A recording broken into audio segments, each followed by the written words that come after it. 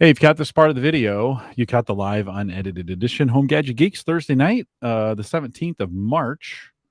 Mike, exactly 2 years to the day from the work at home order. Or at least I think that's when we got it, was the 17th. Oh, yeah. You're probably right. Yeah, because St. Patrick's Day parties got canceled and all those other Yeah. 2 years ago. That's Yep. crazy. I was That in seems like California for a buddy's bachelor party, and the Creighton basketball game in the Big East tournament, they just stopped at halftime and That's never right. came back. That's We're right. like, we're calling it. They called the Big East tournament halfway through the Creighton game. So crazy. Yep. Yeah. And so all the March Madness stuff got canceled right that year. And then, of course, last year, I don't think they did a limited thing. Anyways, we're in the midst of March Madness. Mike is going to be very distracted tonight because the Creighton game is going on 40-47 and Creighton's not winning. So, and they have not been playing well, but there's 12 minutes left. There's still some time. Maybe they can come back. Maybe they come back. See. So we'll get you in the second half of the show. Yeah. I'm going to tune out, guys. Jim's got it from here for the next 30 minutes. No. Yeah, exactly. I'll be like, what do you think, Mike? What did you just say? I think that turnover was garbage. What are they doing? What did you just say? I have no idea what you just said. Exactly. It's like, they're playing like crap. They're playing like crap. It is. Listen, we were just talking about this in the pre-show. This is kind of a magical time for when all these events converge. When you get March Madness, when it starts on a Thursday and St. Patrick's Day starts on that same Thursday or Friday. Either one works. And it just the weekend. I mean, there were people like in Omaha. I'm sure this is the same everywhere, but in Omaha, there were people drinking at like 8:00 this morning. Like, first game at 11.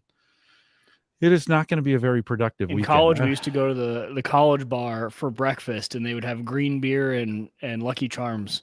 It was like the tradition. You would go have breakfast at the bar. And just some green beer to start your day. No, it's a great way to start your Thursday, especially when you had a class. Sounds so good. I'm going to move the whiskey and the beer pour to the show, so that'll be it. It's fitting. It's St. Patrick's Day. St. Patrick's Day. You got to do it. You got to do it that way. So we'll get started here in just a second. Thanks for coming out. Brian says, hope Creighton wins. Chose them to win this round on my bracket. Apparently they don't win the next round on his bracket since he said this round.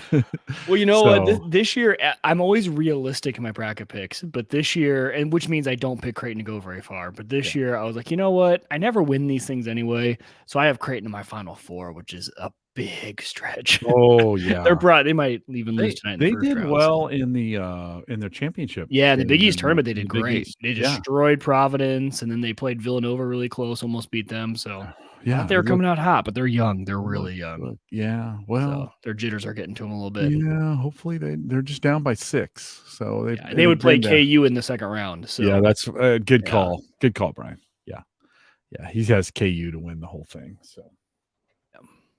Well, I shouldn't say the whole thing. Brian, who do you have? Who do you've got? Who do you have going all the way? Who's your winner, Brian? I had the Zags, and they almost lost. I mean, there was a while for that game today where the Gonzaga was not playing well, so I have them winning the whole thing. I have them, Purdue, Illinois, and Creighton in my Final Four. What would suck more, to be a number 9 and lose your first game, or to be a number 1 and lose your first game? Yeah. I think how many times is the number 1 lost? Maybe I think like once or twice in the past. A 16 seed has beat a number 1 seed. He has Gonzaga too. Samesies. We got a little weather going on here too. We got some weather coming in. I guess that's kind of hard to. Hold on. Let me get rid of this and let's move us over here. No, that's not what I wanted. I wanted this one. We got a little rain coming in tonight too, so I think we'll at least my radar has this rain light starting now, but I think we're going to get some heavy stuff and maybe even a little snow tonight. So we've got some. We got stuck in Florida for 3 extra days. Yeah, on our trip. That's not bad. I'll have to let you guys. It's kind of funny. I'll also have just a quick story about it. Yeah. It's amazing. So my parents are not on any social media. No Facebook, no Instagram, no Twitter. And they had joined us on this trip. They had flown down and decided to join us. We all had the same issue. So my mom's version of telling the company how they did is still through like email and forms. And I went straight to Twitter. We'll talk about who had some results. All right. Very different results. Interesting. So I'm always skeptical of using social media for that stuff, but it works. I guess it works. Okay. Yeah. Well, we got a lot to talk about. We didn't have anything to talk about an hour ago, and now we have a lot to talk about. Don't tell them that, Jim. That's our secret. That's our secret. This is how we keep the magic going, Exactly. All right. 6 points. Here we go. This is the Average Guy Network, and you have found Home Gadget Geeks, show number 527, recorded on March 17th, 2022. Here on Home Gadget Geeks, we cover all the favorite tech gadgets that find their way into your home. News, reviews, product updates, and conversation, all for the average tech guy. I'm your host, Jim Collison, broadcasting live from the AverageGuy.tv studios, and this is the part where I always break into the weather. So why not show the map if you're watching on the video? Bring it up. We've got some no winter storm warnings, none of that, but some much needed precipitation coming in, Mike. I think everybody's lawns are dead or just dormant. They're not really dead, but they're dormant. I think your lawn's going to be okay, right? I don't know. Well, I can still see the tire tracks. You guys remember months ago when that guy drove through my yard? I can still see those. That's how dead the grass is. We have had zero green in my grass. Well, I think it's dormant. I think we're gonna be okay. We're gonna get we'll get some moisture here.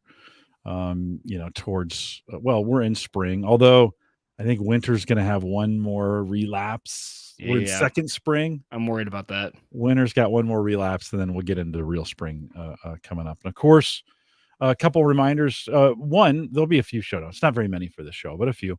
Out at the AverageGuy.tv. Don't forget, you can watch us in the YouTube premiere Saturdays at noon Central. So if you want to come out and watch this again, a couple of us jump in there. There's always a few. If you want to watch it on Saturdays, do some chatting there. Noon Central, the AverageGuy.tv/YouTube will get you there. I'd love to have you do that.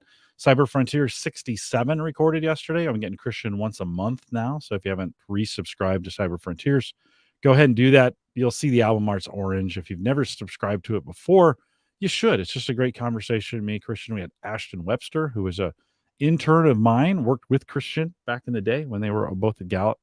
And we spent a good time talking a little bit about cybersecurity and what's going on there. So if you haven't subscribed, do that. Happy St. Patrick's Day to you. This doesn't happen very often where it lands on that. A little distraction tonight. A lot of folks out partying. A lot of folks out watching basketball. It's the perfect convergence kind of weekend. Tomorrow might be the worst day in U.S. history for productivity.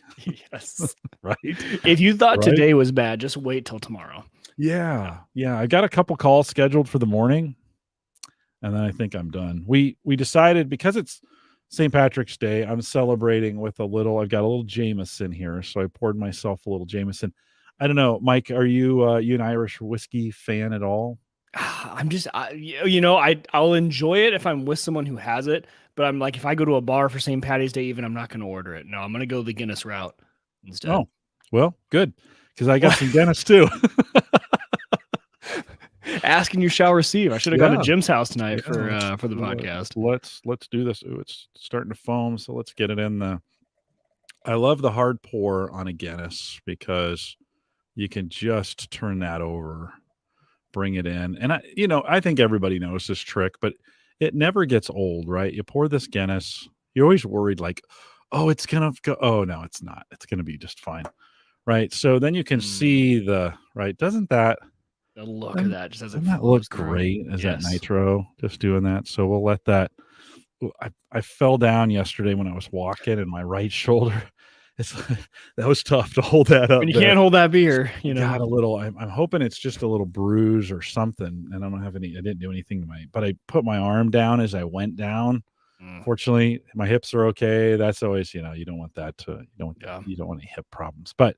Little Jameson, not a bad. Let me try that again. Just numbs the pain a little bit. There you go. That's a good idea. Yeah, right. Like that arm won't hurt in the middle of the show. Love to know if you guys have any St. Patrick's Day traditions, throw it in the chat, or if you're watching on YouTube, throw it down in the comments. What do you do for St. Patrick's Day? It seems like I think it's a holiday that's really come on in the last decade or two. Like it's growing up as a kid, you were going to school and that was about it. Now, holy cow, it's a whole involved thing. I mean, it's just bars and drinking and a good time and green everything. And so love to know what your traditions are. Throw those in the chat room or drop them down there. Comments. Big thanks. Oh, what are you drinking?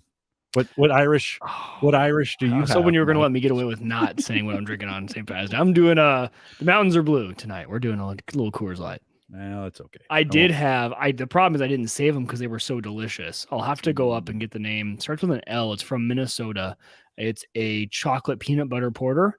And Hannah and I had those the last 2 nights. And then they came in a 4-pack, unfortunately. So they're all gone because that was a fantastically delicious beer. Nothing Irish about it. No, but really good. No. Tasted like a Reese's cup. It was delicious. That's going to be a good one. Yeah, that's not going to last very long. No, I saw an Irish whiskey in a like a ceramic jug. So it was like an old style Irish whiskey. Been brewing it since 1887 or whatever. Yeah, and it gave me the idea. I think next year we've been doing these bourbon tastings with the kids. So I buy 4, 5, 6 bourbons. Then we just go through them, little cups, taste them. Tasting notes, some of those kinds of things. It's going to tie in a little bit to a subject that's coming up here in a few minutes on the show. But I said next year, this time of the year, we should do a Irish whiskey tasting. So I'll buy a bunch of Irish whiskeys. Or Sammy said, Dad, why don't you just have everybody buy one and bring it? You can have a little spreadsheet so nobody repeats it, right? Because I bought, 6 bourbons. It's not a bad thing, by the way. I bought 6 bourbons. We drank about, 50 milliliters of off the top, and there's 700 milliliters left for me. All of a sudden I have 6 bourbons, and I'm like, oh, I have a lot of bourbon to get through. So, she was like, yeah, so people could take them home, that kind of deal. So, so maybe we'll do that next year around this time, just a fun. I'll be honest, we keep the Jameson around to make hot toddies. What's a hot toddy? So hot toddy is when you get sick, and it's like Irish whiskey and honey and some other things, and then it soothes the back of your throat, kind of deal. Okay, I like it. It's a warm something, anyways. Yeah, Sarah loves to make them, so we always keep some Jameson around. And so I would be sick in your house. That's a lot better than when I go. Oh yeah, it's pretty. It's pretty great. It is pretty great. We got a couple. Alex says corned beef and cabbage for dinner and a beer, and it better be a Guinness if it's going to be a. Are there other Irish? There's what's the other big one? It's actually probably better than Guinness. It is. I was buying it for a while. Gosh darn it! Mm-hmm. What's that called?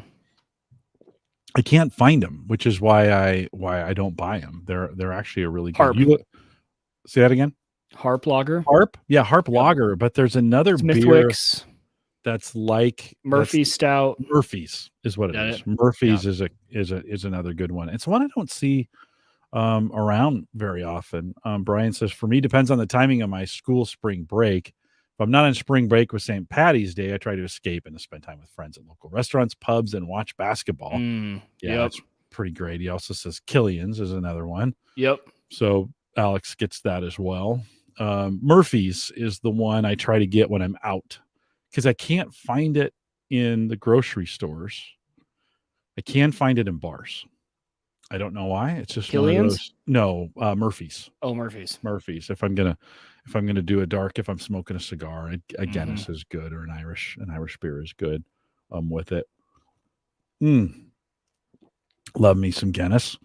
Of course, big thanks to Bob and Ryan from thinkcomputers.org. They were on last week. Mike, we had a little discussion. I'd almost talked myself into that the new Ultra. I was seeing a lot of Twitter action going on about that. And I was like, wow, okay. Yeah, well, so I looked at the pricing and I thought this Ultra was going to be like $2,000. No, that's the Pro. Like the M1 Pro is going to be like $2,000. The Ultra is like $4,000. Yeah. That wasn't such a good price point for me at that point. Ed immedially told me on Sunday, you don't need an Ultra. You're not even using the M1. I was just going to say, podcasting and editing the podcast. I think you're I think I'm probably okay. I could probably run some crypto off of it as well. But that's a good question. Is there M1 crypto mining like on the Because yes, there's probably not a great GPU in that thing. Yeah, no, for all the Chia derivatives that are hard drive based, they don't require a ton of CPUs, so they just kick them off the hard drives. So that's cool. Yeah, it would work great. I've decided never to do that on my M1 because it's kind of a production box, so I've got that kind of running on the Windows boxes because it just doesn't require that much. It requires something, but it just doesn't require that much. So I know last week towards the end of the show, if you listened all the way to the end, I was ready to buy this thing. And then I realized, oh, no, it's $4,000. At $2,000, Mike, my thinking was I'd probably get $500 or $600 as a trade-in for the M1. Yeah. And that, right? Don't you think? And then it's $1,500 and those would be, $125 or $130 payments for a year interest-free. Like what attracted you to it? Just the speed. Oh, okay. Yeah. Just the speed. It was nice. It was something new. I was like, hey, this would be a kind of a way to step up, step up a little bit. The M1's great. It's actually perfect and exactly what I need. So I'm not going to do that.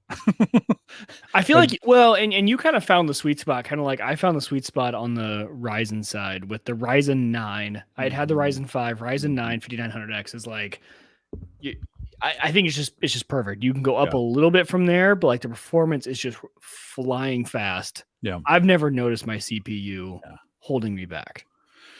We had a good conversation about that last week with them. We talked about, motherboards and Intel and AMD support. I think they convinced me to go, if I was going to build right now, I'd build with AMD DDR4, do 64 gig of RAM. That's kind of the sweet spot. Get a board that would have 2 or 3, NVMe, M.2 slots that I don't even know if I'd need a drive at all at this point. Like, get a, you can put, 2 or 3 on there. I have less than, this mini is 500 gig and it's just fine. I don't need that much storage space on it. So anyways, good conversations. They always cause me to want to spend money. I didn't do it. Speaking of spending money, that's when it's the best conversation. If you want to spend money at the end, it was a good combo. Yeah, it was good. It was good. That and cases. And I thought, oh, maybe I get a new case and I'll update some things and, get a new, anyways. Always dangerous when Bob and Ryan are on. Big thanks to those guys for coming on. Mike, you took a little heat. You kind of on the way out 2 weeks ago, you're like, by the way, I bought a truck. Yeah, we threw it towards the end. I thought maybe people weren't listening. I thought maybe we would just throw it at the very end. I'm like, oh, we're only going to catch the most dedicated of the listeners. Well, those are also the ones that will tweet at you. I should have known that too. Yeah, you took a little heat on that. Did you feel it? Kind of like, hey, dude. I mean, here you were. Well, listen, I'm in the same boat. I was talking about the Cybertruck, and then I, one day just all of a sudden bought the Subaru Legacy. How's the truck? How's that working out? What are you telling the haters? Yeah. Okay. Well, so here's the news to the haters. The good news is, so people have been getting emails on their orders, on their pre-orders saying, hey, by the way, you just so you know, so you're not waiting every single day to get an email from us, like your reservation, you're not going to come up until next year, either late this year, early next year, whatever it is. Those people who are getting those emails saying they're not ordering till next year were before me in the pre-order. I thought I ordered early in June. These people were like May and April. So the good news is that the main reason I did this, guys, is because my Jeep, like I could not go any longer. And so I didn't know how long it was going to be for the F-150 Lightning. So like, we'll get the truck. Trucks, we all know, hold their value better than any other vehicle. They just do. Everyone needs a truck. And so with this truck, if I get it now, even, I wasn't going to be able to pre-order till next year. I could still, there still could be time to get one of these. So, but yeah, the main part of this decision was just timing wise, with the Jeep is really what I'll tell you guys. The other thing about this too is, we still all have to remember that this is essentially like being a beta tester for a new style computer, right? Because Ford itself, yes, they have the Mustang Mach-E, they've done stuff electric, but they haven't gone all electric on a truck yet. No one has, right? All these companies are coming out with it for the very first time. And to be a beta tester, I'm okay doing that for free. But when it came down to the cash at the very end of the day, like when I really started, in my head, I was like, yeah, I'm fine paying that much to be, to have the all electric. That's gonna be awesome. I could almost get, no, I can't, but I can get about 1 3/4 of my trucks for the price I was going to pay for the F-150 Lightning. And the good news about the, with the truck is that this thing is going to last forever, right? I'm not relying on software upgrades. I'm not reliant on the battery is not going to degrade on me. So this is a truck, because when Hannah and I were starting to have this conversation too, is with how long I had my Jeep, and how long trucks last. It is not unrealistic that my 5, almost 6-year-old could drive this truck as his first truck, right? Like I drove my dad's super old Jeep when I first turned 16. And I loved that. I would love for this truck to be the first one my kids drive. That's if non-self-driving cars are even permitted on the roads in 11 years, right? Who knows what the landscape will be. I think you'll be fine. But there was a lot that went into it. Yeah. And then ever since I got it, I've kind of been in the Midwest. My buddies kept telling me the charging grid is not here yet. Like, you live in Nebraska, look, like it's just not. If you want to do long road trips, like we are just not equipped yet for this. And so when I did get the truck, I did Omaha down to the farm, which is an hour and 45 away. And then I drove from the farm down to Kansas City back to the farm up to Omaha. And like that trip would not have been possible the way we did it with the all-electric truck, because they are completely right. Along that route, there was one charging station in St. Joe, and that would have been really the only place to charge up along that route, especially as we go down to the farm and things like that. So, in the end, right now, I'm kind of glad. I'm really happy with the route I went. And this is also the truck that before the F-150 Lightning was even a thing, this is the truck I want. Like ever since I was young, this is like the dream truck. So for me, it was like checking both boxes. So I was totally fine with it. We'll see if I regret it a little bit later. When the F-150 start hitting the road, that's when when the reviews start coming in from real customers, you start seeing them out there. That's when we'll really answer the question of, was this a smart decision or not? I don't know. Yeah. Well, I mean, certainly I think the big comment was gas. Like, I mean, it's 16, 18, something like that. If we're lucky. Yeah, if we're lucky. Right, on the highway, maybe. Right. Right. This is that's true. Yeah. When you buy a gas truck, you can't be expecting great gas mileage. It just comes with the territory. It's not terrible on the highway. I think I'm actually getting right at 20. In the city, I'm usually around 12, 13, 14, right around there. And with gas prices today, you cry a little bit when you do it. But at the same time, we drove when we went on vacation last week, it was on Monday morning, right in the midst of that snowstorm we were getting that morning that was just kind of dumping.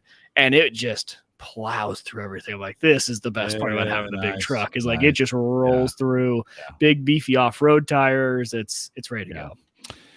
Brian mentions that he says probably bad timing with buying a big truck followed by the highest increase in gas prices in a long time. Yeah. I mean, it's painful. We're all feeling that. We're in the Midwest here, so we're an ethanol state, and so gas is a push down a little bit for us. It's a little bit cheaper here than it is in most places, maybe with the exception of maybe down in Texas, in Oklahoma. But it's not cheap by any means. It was $3.89 today as a reference point for you guys. So I stopped by the local Hy-Vee. That was the cheap stuff. The cheap stuff was $3.89 out at that Hy-Vee. Alex says, with little kids, you don't want to stop to wait for charging. If they're asleep while driving, you want to keep driving on those road trips. That was another big consideration from Hannah as well. Because, Hannah was all on board with me doing it. She was excited. And then we started thinking, you kind of forget that when you get a new car, no matter what it is, it becomes the car you take on road trips because it's the new car. Yeah. It's got all the new tech. You like it. This truck is extremely spacious. Our kids have more room in the back seat of my truck now than they do in the Chevy Traverse. It's got a massive second row back there. So, it has become the thing we take on road trips. And yeah, so, I mean, she had been talking about that sort of thing. Was, well, we probably won't take on many road trips because that's a long time to stop. And where are we going to stop? And everything like that with the kids. Exactly. If the kids are sleeping, you keep cruising. You don't stop. You go there till the thing hits E. It's been a good trade-off. It does have, it's pretty interesting, just, kind of even just the upgrades you see incrementally over the years. It does connect to my Wi-Fi when I get home, and it'll do over-the-air updates and do a lot of that stuff automatically. For like the clock changes automatically. All those sort of little comforts are there, and it is interesting. I have noticed there was one update that came through that added a couple new settings. So they are actually making tweaks. It's not something that's just like, oh yeah, we're doing over-the-air updates for this whole truck. It does actually have some pretty significant updates that actually add features, which is nice. Yeah, as of this recording, the barrel price has been decreasing. That's going back. I think we'll start seeing some. Joe's down in Arkansas. He says 369 most places there. Brian says, yeah, it's been falling. He said it was $5 in Phoenix. Actually, just looked it up on Gas Buddy. It has dropped a bit. Mid fours is possible. So, yeah, depending on the part of the country that you're in and gas prices and some of those kinds of things, availability, Mike, you could have always charged that Lightning at the farm on, 110 and just spent the week or two there. I was say spend the next 24 hours there, right? Yeah. If I had put a 210 outlet down there, it wouldn't have been too bad, but that was definitely going to be a necessity. Was literally putting a 210 outlet down. Right. Yeah, you would have had to for sure to get that done. Well, congrats on the truck again, and it's just it is what it is, and you needed it and had to pull the trigger. I got lucky in May when I bought that Subaru right before the car market went crazy. Mm-hmm. And I'm glad I did. We'll probably go EV next time, but yeah. And I guess I didn't realize if you didn't listen to last week, you're just listening now. The truck I did go with, it's a 2022 Chevy 1500 Trail Boss. So it's that's the trim package. And then there was something else I was going to mention that someone else brought up. It was missing a couple chips, right? That'll hopefully come in. That is exactly what I was going to say. It's like you read my mind. Yeah. So you said the car shortage. And so it wasn't there. So we bought this car and they said, okay, well, you will have to bring it back in a few months because we went to the test drive and I went to go turn on the heated seats. It was freezing. He goes, oh, those don't work. I'm like they're broken? He goes, no. He goes, the way Chevy's been dealing with this chip shortage is they'll take chips on things that they can just add later that aren't essential. And so what we'll do is we'll do a quote unquote recall. You'll bring your truck and the buttons are all there. All the equipment's in the seat to be heated. The chip to control it just wasn't available. So you'll bring it in 6 months. They said this summer they'll probably get all the chips in, bring the car in, they'll install the chip, and then my heated seats will work. So I thought that was I actually don't mind that. I think that's okay because I actually got money off the car because they said it doesn't have heated seats. So you got $500 off, and then you get the upgrade for free in the summer, which was kind of nice. Yeah, not a bad deal when you're paying full price for that kind of stuff right now. Yeah, right? Exactly. Whatever. Yep. Well, hopefully you got some kind of deal on it. Yeah, it was a pretty good deal. Good. Pretty good deal. Yeah, good. Well, congrats. It's good. It's always nice. I got in my car the other day and it's only got 6,000 miles on it at this point. It's almost a year old. It's got 6,000 miles on it. Okay. And it was warm, so it smelled new. When I got to it's like it had released some of that. Oh, yeah. I got in like, oh man. When that inside heats up, it's the best. Oh yeah, super good. So congrats on that. Well, since it is St. Patrick's Day, we're talking, celebrating with a little Irish whiskey and a little bit of Guinness. There is a podcast I've been listening to called One Nation Under Whiskey, and it has been like if you're interested in spirits at all, these guys, they have a company called Single Cask Nation, and they look for barrels of really good stuff that they want to bottle. And then they buy those barrels, put them, bottle them, and sell them. Right, put their own label on them and sell them. Single Cask Nation is the name of it. Anyways, this last week, they featured these two guys from Bespoken Spirits. Let me bring that up here, which you're thinking like, so Jim, what's this have to do with tech? Well, hang tight because it's a good story. So, these two, the founders of Bespoken and their names, let me get their names here. So Martin Janicek and Stu Aaron are both Silicon Valley engineers. Right. These guys came and they were, kind of brewing their own stuff. And they thought, could we take an engineering approach to brewing instead of, today, Mike, if we want if you want a really good bourbon, right? It's going to age that thing 5 to 7 years. Yeah. right? Going to make it. It's going to go in the barrel. It depends where the barrel is, what kind of barrel it is, the controls on all these kinds of things.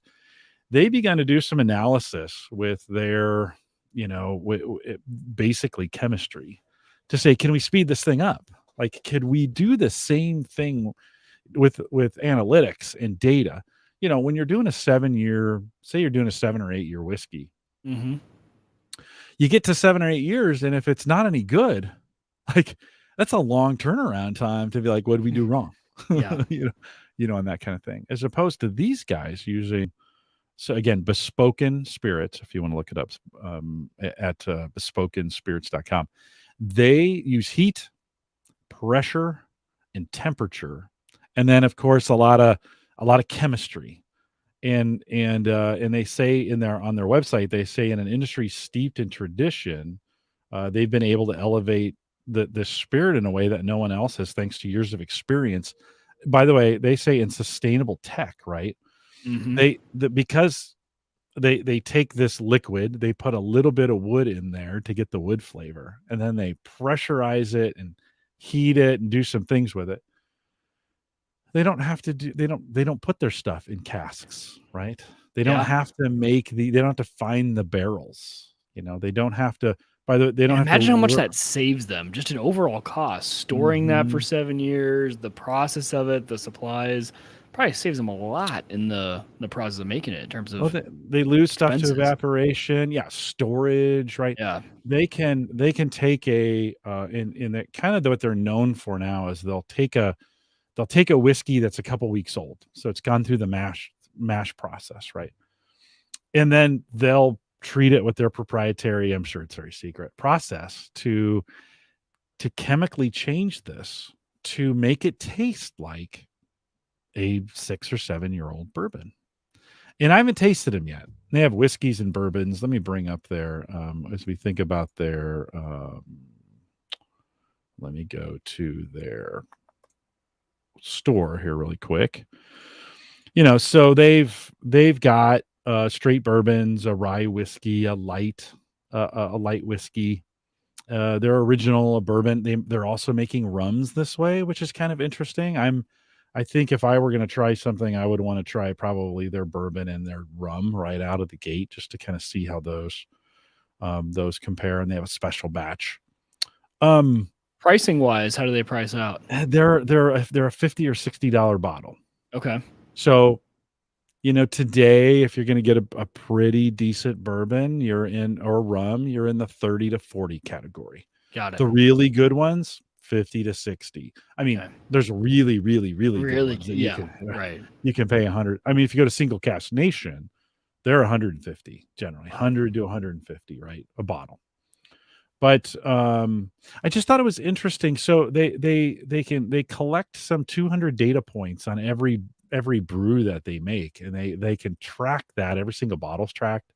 They kind of track it like it's a blockchain, which is kind of interesting, right? I like it. Yeah. I don't think they do, but it's still, from a tech perspective, it's a super cool way to think about, can they shake up the alcohol industry with technology? These are two guys who went, they took an agile approach to whiskey making and said, this is just chemicals. Yeah. What if we were able to create it in a way? This is kind of the question of the Matrix, right? If you're in a dream that you can never wake up from, and you don't know it's a dream, is that your reality? Right. Right. And so as we think about these, Mike, the question I want to ask you, there's really two questions I want to ask you, but the first one is, you're drinking a bourbon or a whiskey or what's your favorite of from a liquor standpoint? What's your favorite? Tequila. Okay. Yeah. If you're drinking a tequila, they're not making tequilas yet, but but say you were drinking, we'll go the bourbon. We'll go bourbon. Yeah. And it tastes good. Yeah. Do you care if it's been in a barrel for 5 years? Nope. And this kind of reminds me of when you're talking about this, because bourbon's a tough one for me, because I'm not a diehard bourbon. I'm sure there are people who are diehard, yet it's going to make a difference. Even more of a tech angle, ham radio, right? If you think of ham radio ham radios from back in like our grandfather's day, like they had crystals in them, literally, that were like, that's what set the frequency band that you could be on. And they're called, the tube radios and everything like that. Like that was the tech.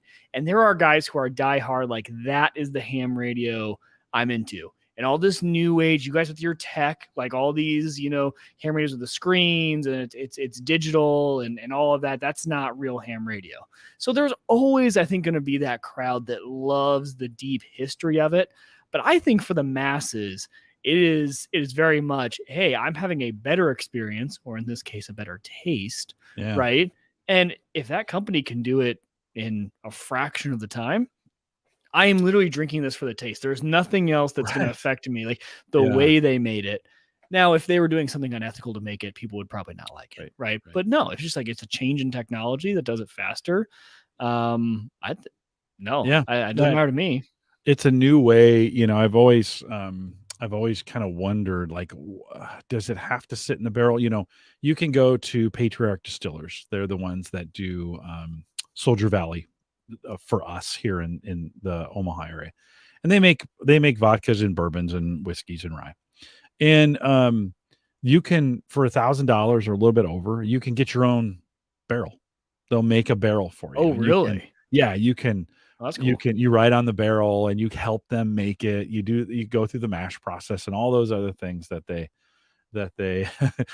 Joe just reminded us it's a 2-point game. I know. I've got it. I'm trying to stay focused. I'm focused. That's okay. No. I'll keep talking. They were down by 8, almost 10 at one point, and they've come all the way back. Right now. So okay, good. We'll keep our eye on it. But so you can get your own barrel, and they do it at Patriarch because you can get a bourbon in 2 years. And so they're doing something too to kind of speed up the maturity of these. And I've kind of been it kind of gave me this thought again of like, oh, well, that's how good could that bourbon be if it's only been in there 2 years? Well, who says it gets better at 8 or 6 or 8 or whatever? And there could be some things that you do. Jefferson's floats it on the ocean for 6 months and it gets seawater, and like there's these kinds of gimmick things that they do. Then they might work. They might, right? It might be something. Go ahead, Mike. Okay, well, my whole theory on this is like I have not met a single person on this planet that has taken their first sip ever of any hard alcohol. It's like, oh, that's so delicious. Like no one has ever said that, right? So we all know it tastes bad. Yeah. Like the human body is not supposed to like it. It's poison. It's poison. Yeah, it's poison. So no matter, like they could age it for 3 years and they're going to tell you that's good, and you're going to develop your taste to say that is good bourbon. Yeah. Like we're told what good bourbon is. Our body doesn't tell us. You're right. I don't think. Right. Yeah. No. Now you could say, "Ooh, that's really smooth," because it tastes less bad than the other one you've had. Yeah. Right? So I don't know. I think. So to that point, that's why I don't think the technology is fine. Yeah. It's whatever they've been telling us anyway.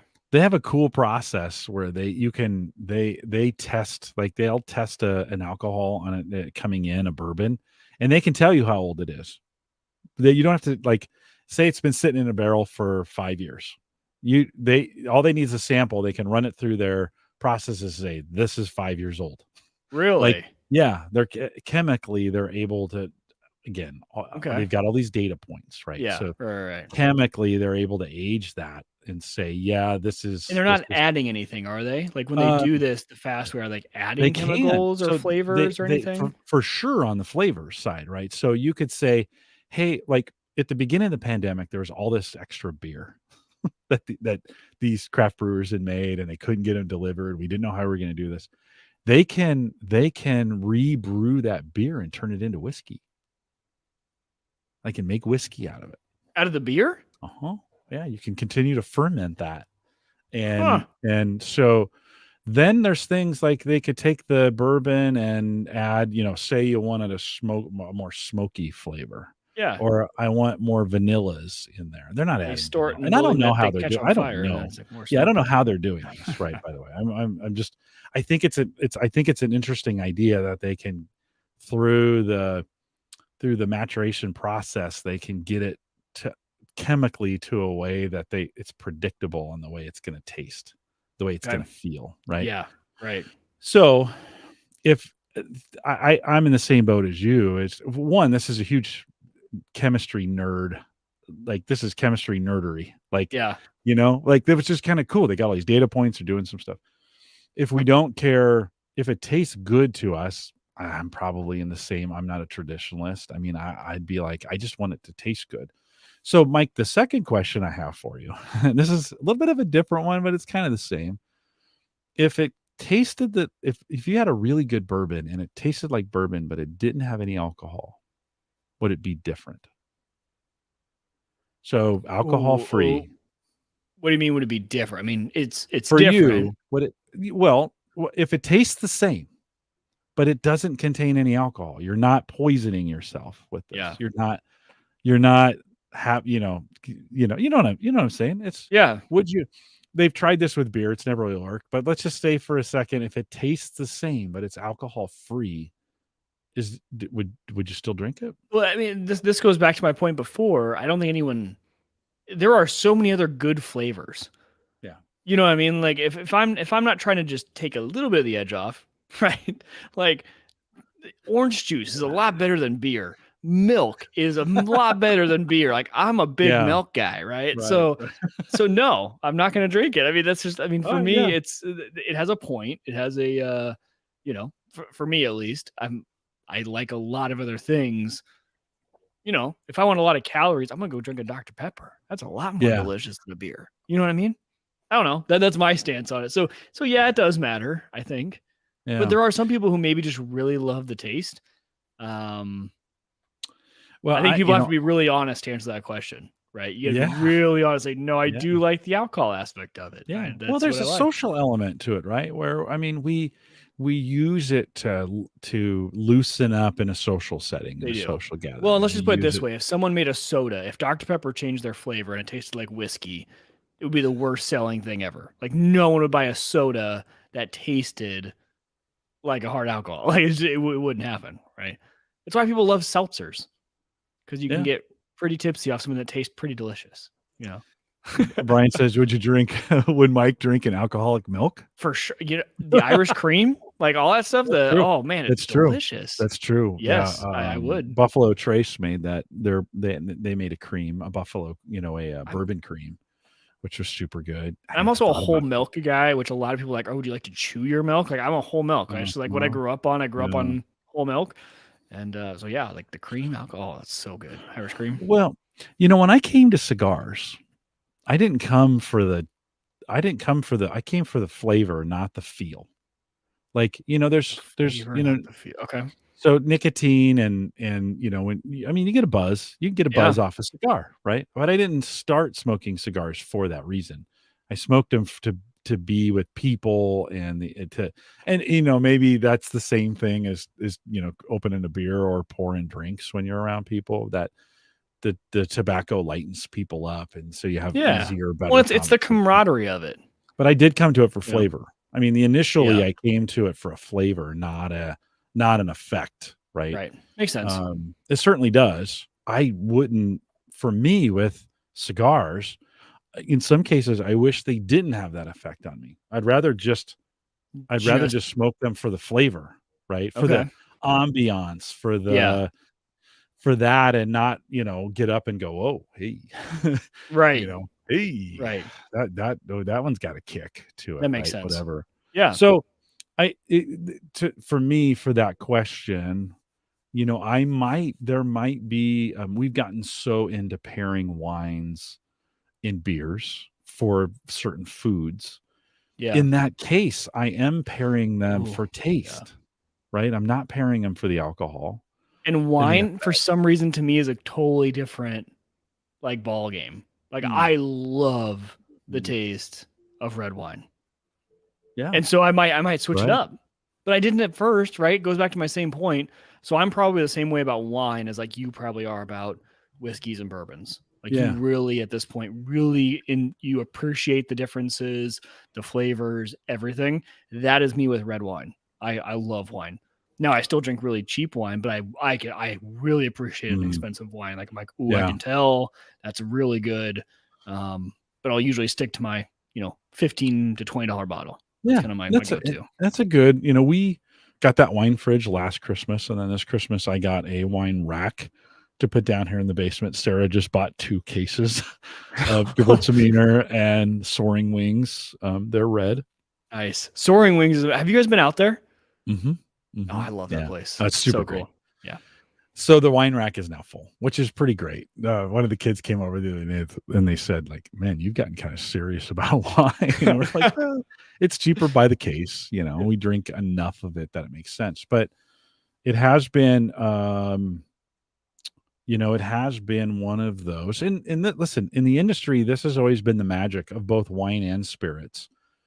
That not so much, it's still in the spirits, that the year matters, right? Because it was you're dealing with a crop, right? A crop that is made and then you might even be dealing with a set of barrels that were made or however those are stored, right?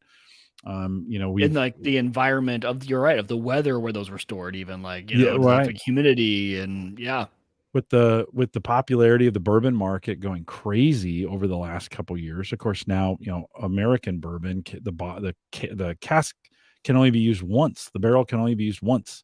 So what do we do with all these extra bourbon barrels? Well, you sell them to wine manufacturers, and now we have bourbon barrel aged wines that have been stored. The wines have been stored in those barrels for a certain amount of time, and that wine picks up some of that bourbon flavor, right? So it's certainly, but it's not predictable. Year over year, it changes. You might have a really good year, then the next year, it's just okay, kind of deal. With these guys at Bespoken Spirits, they can get it.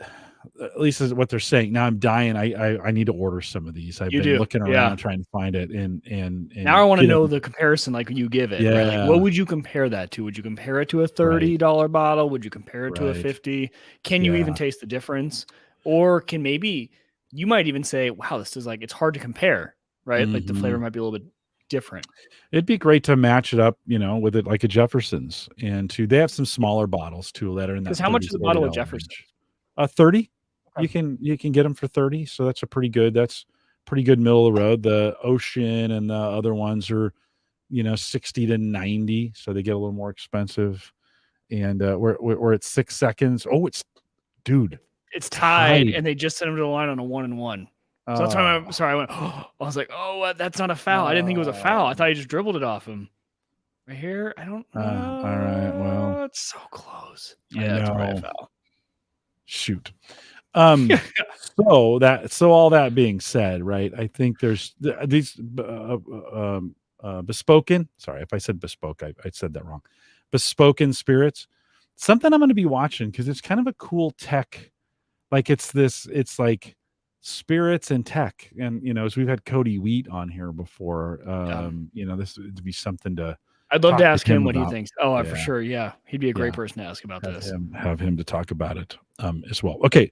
So we cover some gadgets. Mike, you and I both mentioned that we're having a little problem with our iPhone cases. Yes. Where's mine at?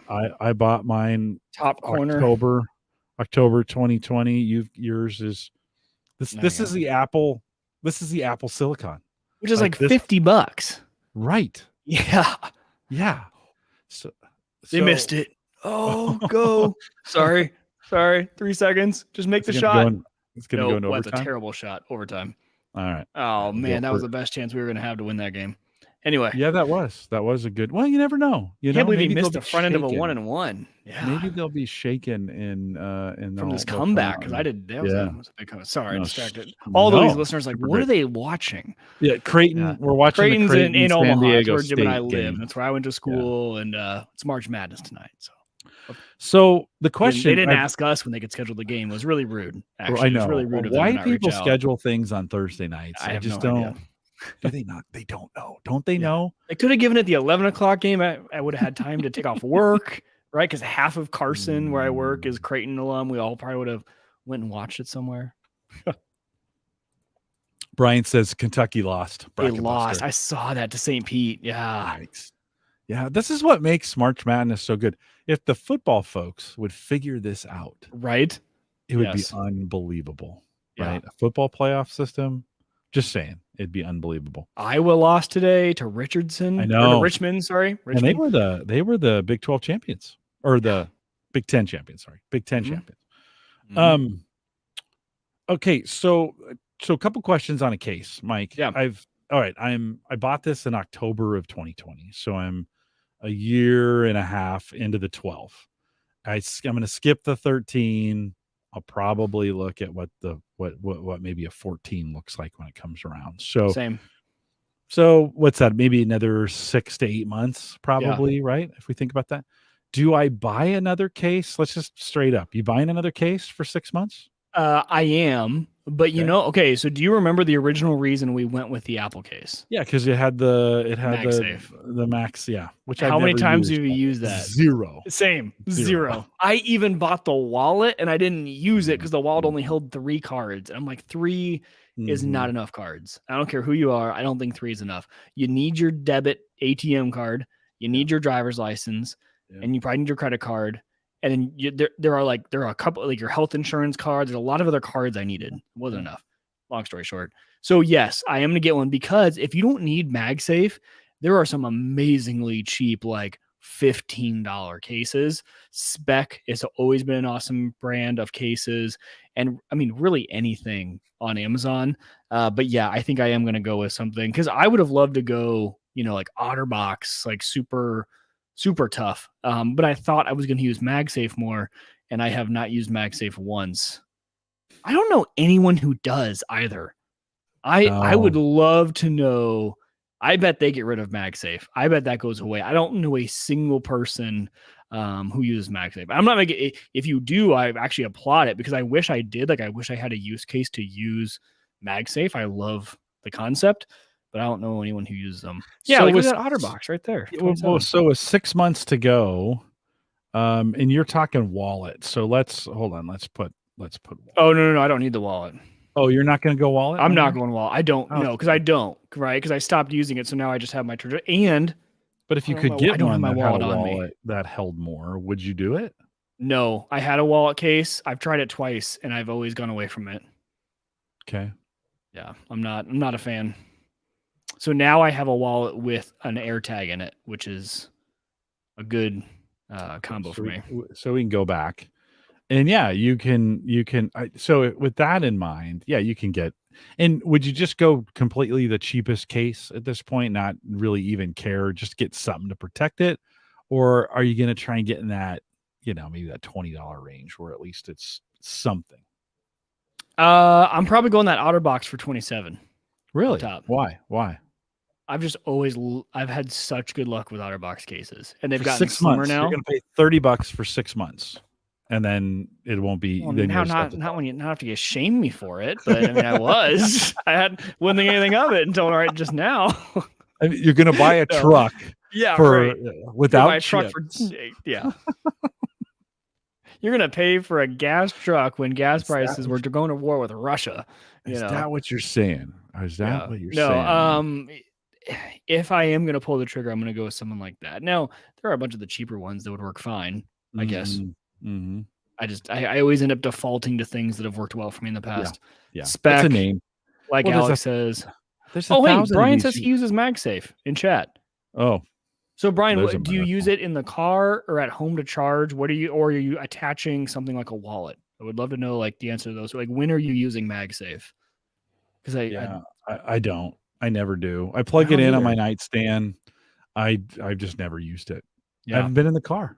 And not that I have one in my car, even. It just was one of those things. Well, the magnet wasn't very strong. It was like, I think I'm. And if they want higher adoption, they need to include that cable. I just haven't been enticed to go buy a MagSafe cable for the phone. I probably would use it at my bedstand if they had a 6-foot MagSafe cable like I use regularly. But this is what kills me about going on Amazon, right? You see all these cases, UMaker, like. Who is UMaker? And who's this MTVox, right? And you've got all these cases of Torres, Cool QO. Like we know these are all Chinese companies, right? That are making these cases, but you kind of go, I don't know. This is just one of those things I've noticed more and more on Amazon. It's just all these non-name, no name brand cases that are super cheap, and you kind of go, I don't know. Here's Mike. Here's maybe the one. Here's an. If we're talking about Otterbox, here's a nice clear. I like that one. You spend. I mean, it's a. You're a clear case guy. Phone. Yes, it's a beautiful phone. Okay. Right. I mean, look. Yeah. I'll take the case off. Right. I mean. And I bought the black one. I mean, the back of this thing is beautiful, right? Oh, I completely agree. It's beautiful. I always think the clear case doesn't highlight from the phone. It like makes it look cheap. Oh, I don't know. That's always been my the clear makes it look like a. I don't know. That's just. It's always been because Hannah likes the clear cases too. So I think I am in the minority on that, by the way, because a lot of people I see have clear cases and they love them. For me, just for my visuals.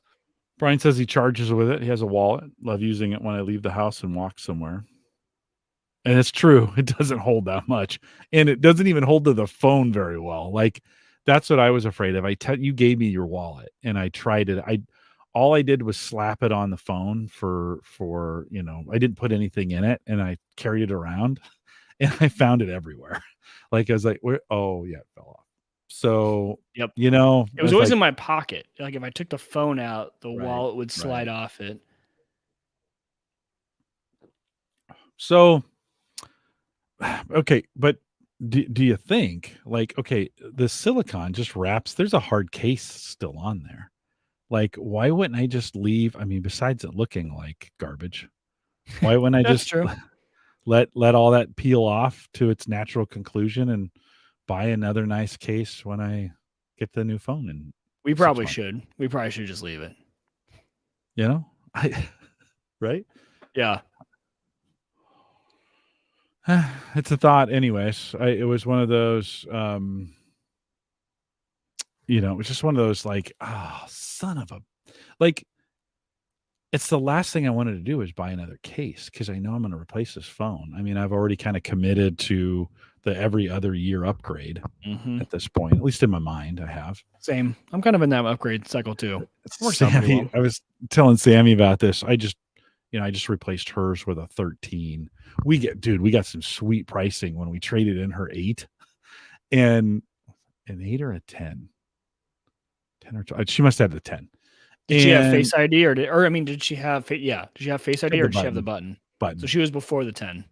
Okay, so it probably was the 8. Yep. We got a sweet trade-in price on the 8. Like hers, the buzzer was like, I'm like, well, let's just send it in and see what they say. They gave us full value for it, right? Okay. So, but I was like, you got to get your own case, and so she bought some $50 case that's got a little slider wallet on it. She just loves that thing. She doesn't have very many cards. Yeah. And she was like, see, I told you, Dad, you should. When I told her this, she's like, you should have bought that on Amazon for $15. She got me on that one. Don't you hate it when they're right? I know. But I was just trying to be that Apple fanboy, I was trying to be in the ecosystem, make sure I got the MagSafe when it was new. That's definitely one of those things that bit me, is being an early, trying to follow the ecosystem stuff. I didn't have any of those things. I wasn't using any of that stuff before. And so, same. Anyways. Yeah.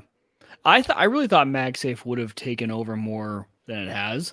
I would have thought it just would kind of become the standard for a lot of things. And then especially for the way, the car mounts and things like that. And it just didn't take off as much as I thought it would. I'm going to put up. No, it really didn't. I'm going to put a post. Brian said he did put an accessory in the Discord of a MagSafe item he really likes. So I'm going to go check that out after the show. Check the Discord if you guys are interested in some MagSafe stuff. Brian put one in there. I'm going to drop this in our chat and then I'll share it here. Oh, that's the wrong one. Bust Out recently in our Discord chat, and I just brought this over from here. He said, I keep getting more frequent in stock notifications for video cards. Several times they're in stock by the time I go to get them. right? So that's always the thing. You get these notifications, you go to get them on.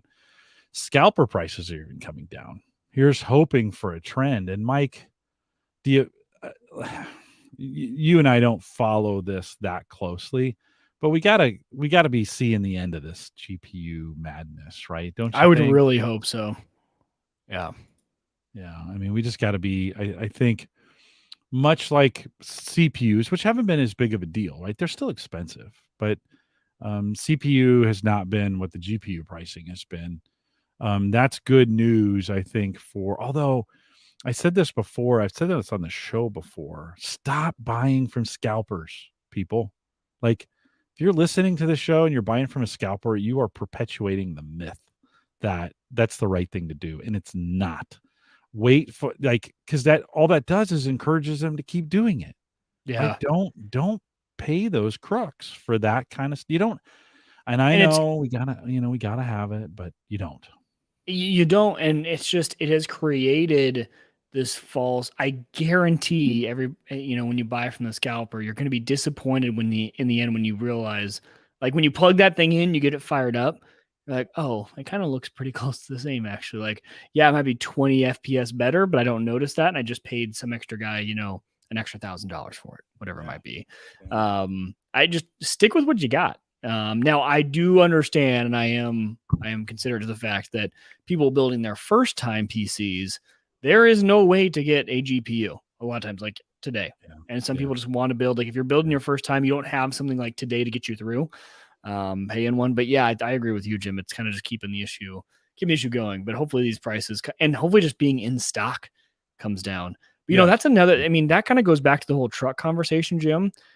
I used to think, oh man, taking reservations, that actually sounds like a pretty decent idea. It's kind of new to the car thing. Like, who would have thought you would put a reservation down for something you actually haven't seen yet? I kind of become I got disenfranchised with it as the time went on, just because really cool concept drives the hype. And then look at the Cybertruck. How long has it been? And I guarantee most people are like, ah. And if they would have just waited until they had the product ready to go, launched, I bet they could have made a lot more revenue. So I think same thing with the GPUs. Wait till you have them in stock, or you're going to have them in stock. Bob and Ryan last week had said, you can, a way to do it is to buy, sometimes buy that computer that's got it in it, because the OEMs are getting them. Yeah. Right. Yep. There's been stories of people pulling those out and selling those, and that's what I would suggest. Plus, right? On the people who are doing their first build today, we're probably still in a market where just going pre-built, and then you have a base to start from, and you can always upgrade to your heart's content after. I think that's a pretty good way actually to start today with where things are at with prices. Not a bad idea. Just don't encourage scalpers. Don't buy from them. That's like, that just hurts us in the future, because then they're like, oh, hey, there's a market here. Like, we do not want that. We definitely do not want that scalper market to be legitimate. So stop. And it's going to be for as long as the supply chain issues stick around. Well, sure. Or people hold back a little bit, and don't reward them for those kinds of things. It just is. It just is. Mike, anything else before we wrap it? I know I thought for sure this game would be over by the time we got. Me too. I know. Now we're a minute 30 left. It's a 1-point game. It's hot. I'm sweating a little bit. We may have to hang on. No, that was all I had for this week. Okay, cool. Yeah. Well, a couple reminders on the way out. One, we've got some good shows coming up. If I can find where my mouse is so I can get to this one of the disadvantages to, Apple just announced this week this new kind of remote control. That's not what they're calling it. They're calling it universal control, which allows you, if you have a Mac and an iPad, you can now use keyboard and mouse across both. So you're not pushing using it as a second monitor. You're using it. You're actually it's a KVM. It's taking the keyboard and the mouse, moving it over. You can have it there, and it's using everything on the iPad, which is kind of cool. I've been using Synergy since I bought this Mac last year at this time, and it took them 2 or 3 months to get the M1 stuff figured out, and then once they did, it has just been freaking nails. That's a good point. I don't know if we ever followed up if it ever got working really well. on the Mac side? Because I remember you having problems when we talked about that. I don't know if we ever talked about it since so it's working pretty good now, flawlessly. Yeah, so probably midsummer they issued a couple updates that now has self-discovery. So you can literally just bring it up and it goes, oh hey, I found a computer that has it's running this on the other computer. Do you want to just add it? And you go, yeah, and you add it in, place it. I haven't gotten it. The one delay or the one problem is I haven't gotten it to keep the settings on a reboot. And I think it's just something I'm doing wrong. On the Mac or on the Mac side. Okay. Yeah, on the Mac side. I'm sure Windows keep their settings on reboot? Windows, yes, absolutely on the Windows side of things. Not that I don't reboot. I don't reboot this that often. So it's, move a few things around. But the way it works is just nails. Like I've got the Mac here, it goes to I've got a Core i7 PC that's got 2 monitors here that works on. I've got a monitor in portrait mode that's working separate computer here.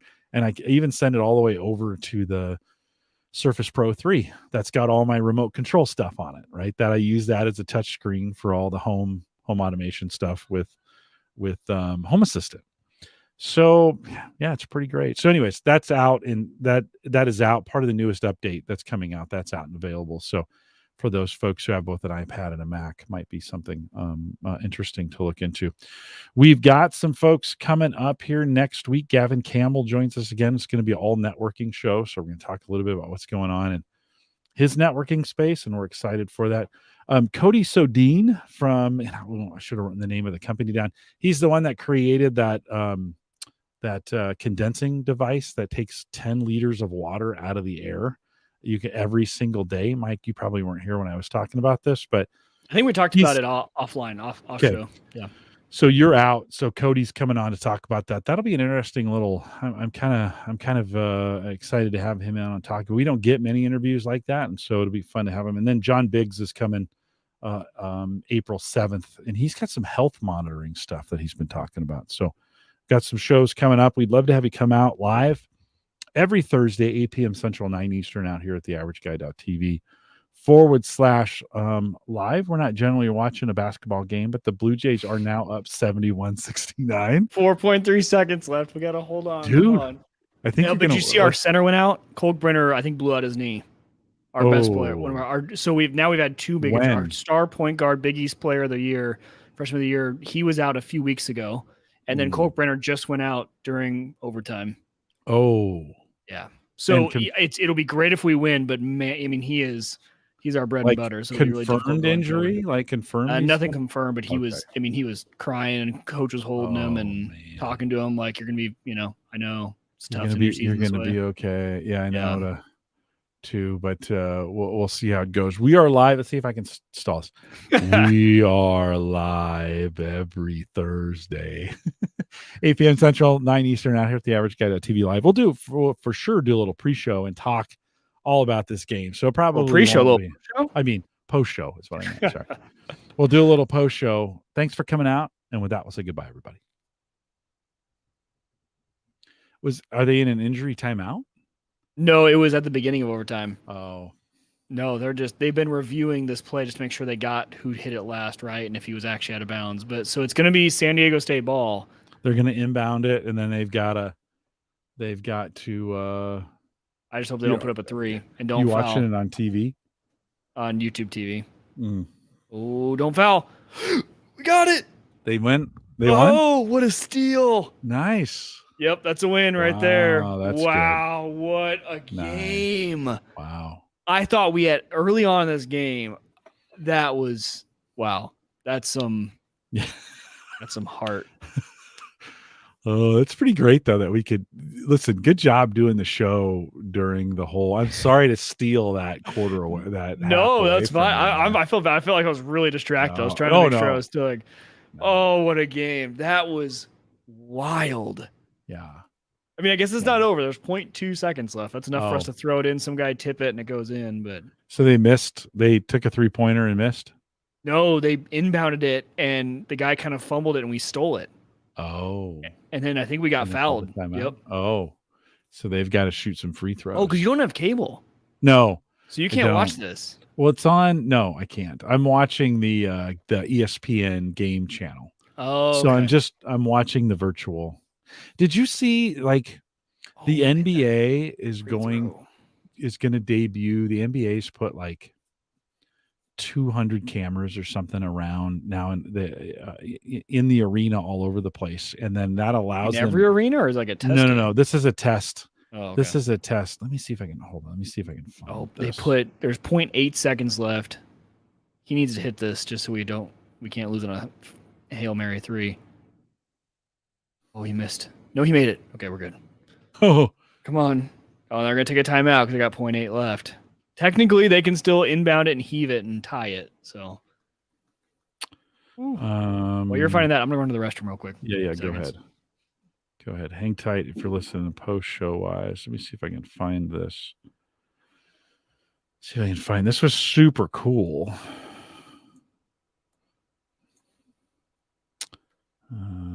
Let's see where search. NBA. Yeah, there we go. Bring this up on screen. I guess I could just.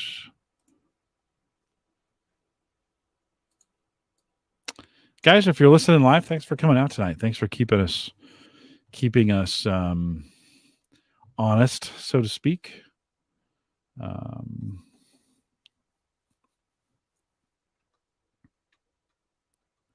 We'll wait for Mike to get back. I ended up pouring my whiskey into the beer. What's the bone in the top of your knee called? The kneecap? The bone? Kneecap, yeah. I bet that's what he broke because he didn't like hyperextend it, and it looked like he kind of fell on it. Weird. Anyway. Oh, that hurts. Does he have a middle toe on his right foot? That's all bruised. just the middle toe. Did nothing else. On a curb. Nothing else. And his shoulder. I can relate to that, Jim said. His right shoulder is hurting, and he can't figure out why. It didn't hurt at the time. Didn't hurt at the time he went down, but all of a sudden the next day it really hurt bad. He's like, hey, while he's going back to the locker, I'm going to go too. Can the doctor just check me out? I'm having some trouble doing this rotation thing. So this is the technology built with so this is an NBA game built with Canon's free viewpoint video tech. It uses 110 data capturing cameras placed around the court to carefully track players' movements. Then it combines that data in real time with 3D models that have been built for each player and renders it. Very similar to how things would work or look while you're playing NBA 2K. Yeah, that creates the ability for virtual camera operators to show off the action from literally any angle they want to, as virtual cameras swoop around the floor like drones. That's so cool. They say so far the effect is impressive, even if the models have some glitchy artifacting and the arena isn't as nicely rendered as you would see it in the game of NBA 2K22. The amount that real player movements make up for any graininess is hard to explain, as it makes it hard to tell the difference between a normal broadcast and the rendered one. The regular NBA, dude. That's going to be wild. Like, right? Can you imagine what, like, oh, that's going to be sweet. I mean, again, if you can't tell the difference between a real game and a simulated game, does it? And you goes back to the overall question. Right. That's the question of the show. That's going to be that'll be the title of the show. Here, chat room. I'll throw the, just so you guys, I'll throw the link in chat for you guys what I'm reading off of. The regular NBA broadcast is currently live on ESPN, while you can watch the NBA Court View broadcast. That's this technology on ESPN News or ESPN Plus. I guess Twitter. There's a YouTube video of it out there if you want to see an example of it. I don't. Here we'll show. I wonder if this is, if I'm going to get kicked off. I probably shouldn't do that, actually. For playing the different one? Yeah, I probably shouldn't play this YouTube video. Oh, yeah. Just so we don't get booted off YouTube. But, yeah, it's I mean, it's just the beginning of this. And if sports went down this, I mean, think about this in football. You could be streaming this game. You could be streaming the I mean, think what that means for instant replay. Oh, yeah. Right. Yep. Now you're not just relying on it. We'd have some time before this got good enough for that, but now you could literally see it from any spot. And imagine just being able to watch and like set whatever camera angle you really like. Yeah. And that's probably going to be like, oh, I really like watching from this. Yeah.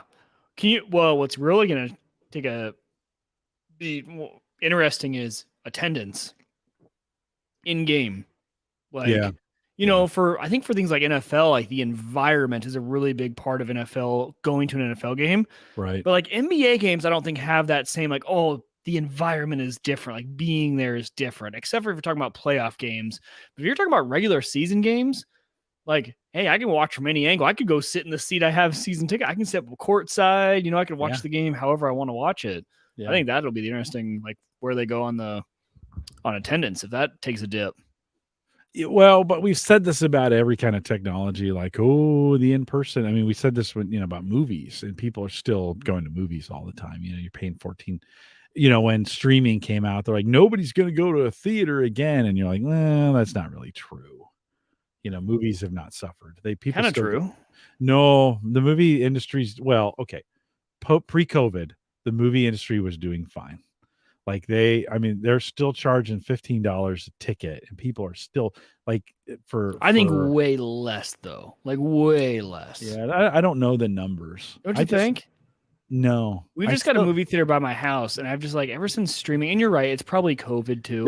You're different though. You have young kids, so you're not just going to go see a movie with your wife. Because you'd have to get a babysitter. Well, I think with kids is the time you do go see movies. Like the only movies I've seen recently are the Paw Patrol, and I think you take kids to the movies.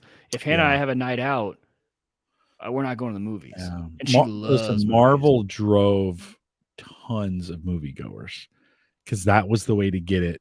Again, pre-COVID, that was the way to get it.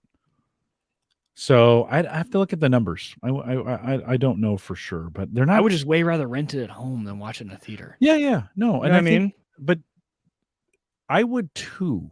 But I still sometimes like going to the movies. You're like you and Hannah. Hannah's the same way.